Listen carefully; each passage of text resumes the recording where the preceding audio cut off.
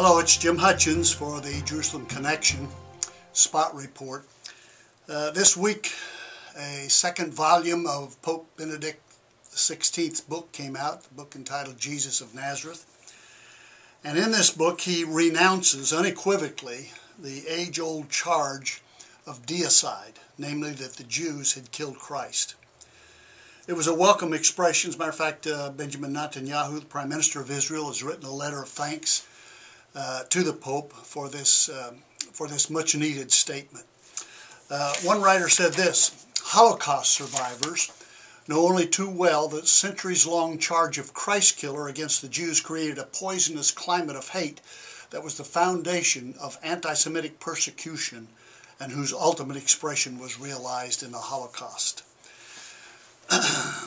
This could have been cleared up 2,000 years ago if people would have listened to Jesus, because in all four Gospels Jesus predicts, he tells exactly who's going to be responsible for his death. All four Gospels. Luke says, for example, in Luke 18 verses 31 through 33, "I tell you the truth," Jesus said, "we are going up to Jerusalem," speaking of his disciples. "We're going up to Jerusalem, and everything that is written by the prophets about the Son of Man will be fulfilled.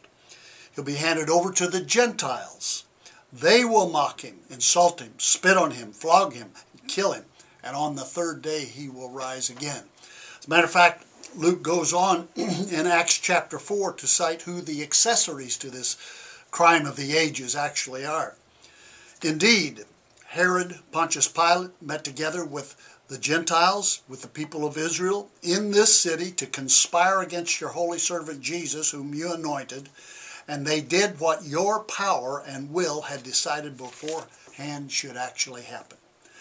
So who's actually guilty? Well, Herod, Pontius Pilate, the Jews, the Gentiles. But at God's predestined plan, this took place. I think it's important to recognize this, and to recognize that we're all guilty of this. Sin, murder, is a capital offense. It requires the death penalty.